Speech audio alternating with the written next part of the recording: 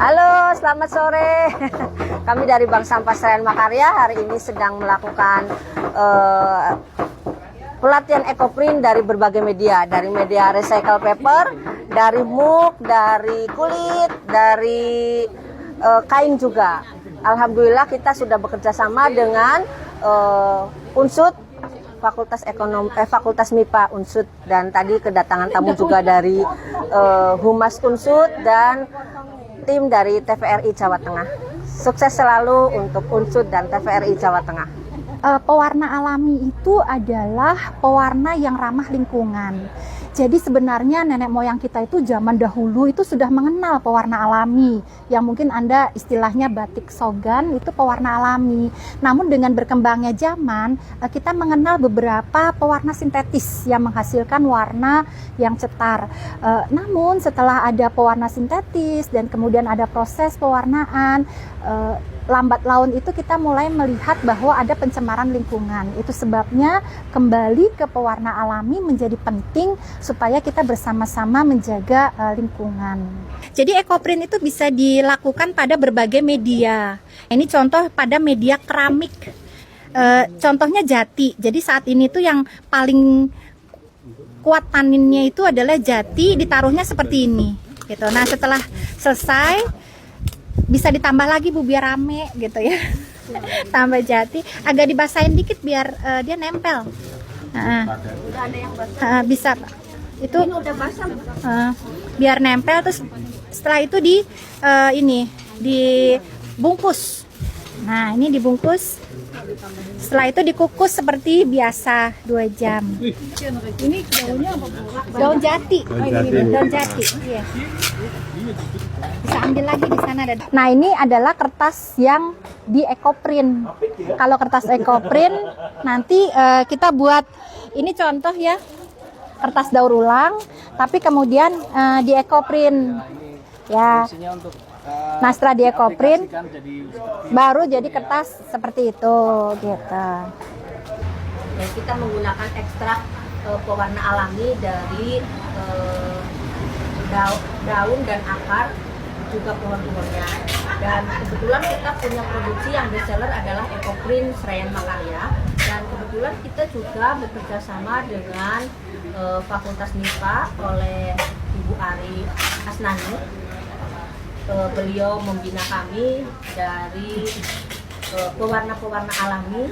Beliau menciptakan pewarna-pewarna alami yang kita kolaborasikan di berbagai media, seperti media untuk ini adalah kanvas, ini juga kulit, ini sutra. Nah, pewarna-pewarna alami ini biasanya saya menggunakan secara manual. Secara manual itu kita rendam dulu 2 jam, kita godok 2 jam, terus kita rendam sampai 1 malam, 24 jam untuk bisa menghasilkan pewarna yang pekat seperti ini.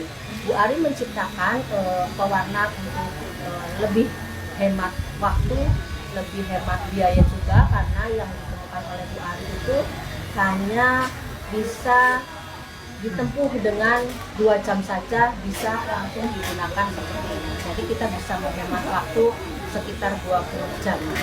Jadi mudah-mudahan dengan penemuan-penemuan ekstra warna yang ditemukan oleh Bu Ari, nanti ke depannya saya bisa memproduksi lebih banyak lagi, terus hasilnya lebih maksimal lagi, sehingga produk kami lebih bagus dan nilai jualnya lebih tinggi seperti itu. Emang dari sampah bisa dapat duit apa?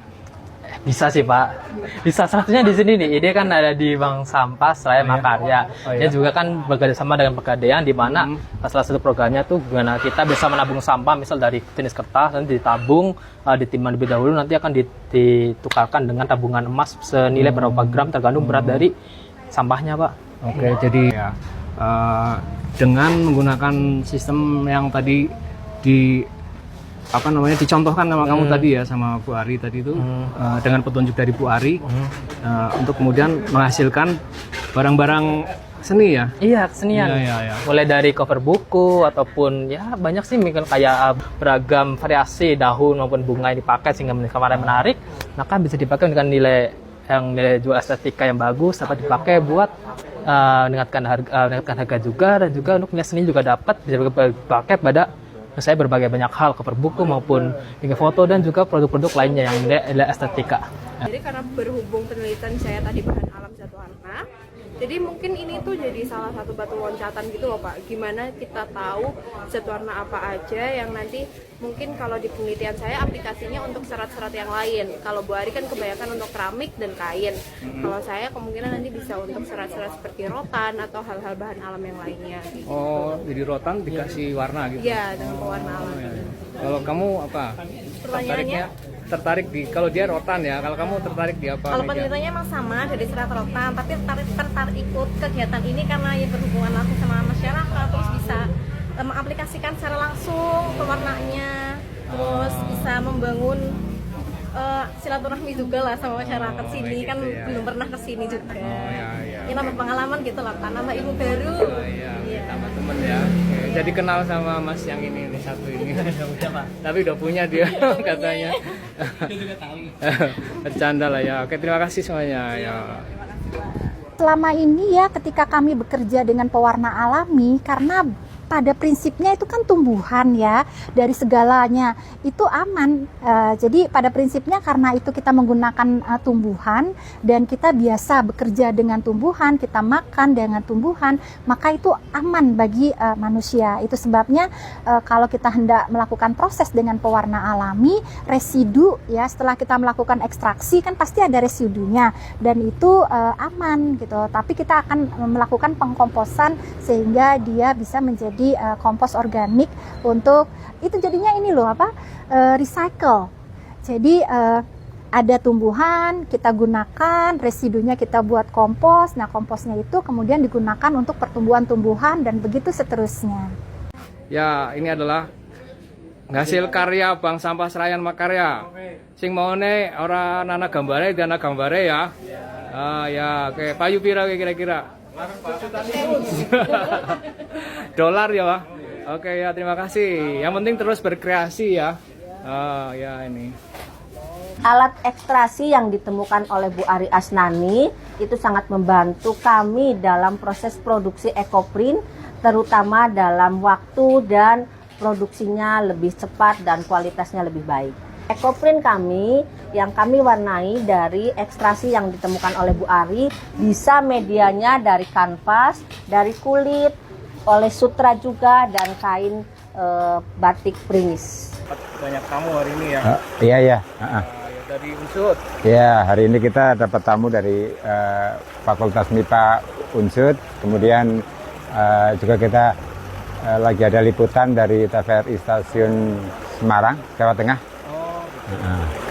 Jadi kebetulan jadwalnya bareng ini Pak ya? Iya, betul. Kebetulan ngepas ini bareng.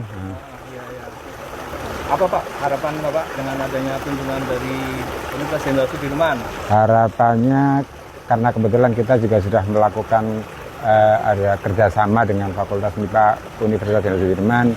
Harapan kita ke depan kerjasama ini akan semakin meningkat sehingga kita bisa ada transfer ilmu dari akademisi ke kita Bank Sampah Serayan Makarya. Tujuannya supaya Bank Sampah bisa lebih maju ya Pak ya? Tentunya itu. Kita ingin karena ada pendampingan dari pihak akademisi, kita akan jalannya sesuai on the track gitu. Baik, terima kasih teman-teman semuanya sudah menyaksikan liputan kami hari ini. Sampai ketemu di liputan yang akan datang. Jangan lupa untuk like dan subscribe di channel Indonesia Bagus. Salam. Oke, 1, 2, 3. Oh ya, saya tadi sih belum udah wawancara sana ya. Tapi kan ini videonya. Oh videonya. Saya bertemu Bu Ari sudah lama, tahun 2020. Langsung tahun aja Bu, saya bertemu Bu Ari. Oh ya, saya bertemu Bu Ari di WA Group. Usah. Saya bertemu Bu Ari tahun berapa? Oh ya, beliau PKM di sini gitu ya? Nggak usah. Saya bertemu Bu Ari tahun berapa? Oh ya, tahun 2023 aja. Sekarang syuting dulu, Vi. Oh ya, saya bertemu Bu Ari Asnani tahun 2023. Nah, Nah, ada lagi. penemuan Bu Ari berdampak positif pada Bank Sampah Senayan Makarya sehingga kami dapat meningkatkan nilai ekonomi di Bank Sampah Senayan Makarya. Cukup, Mbak.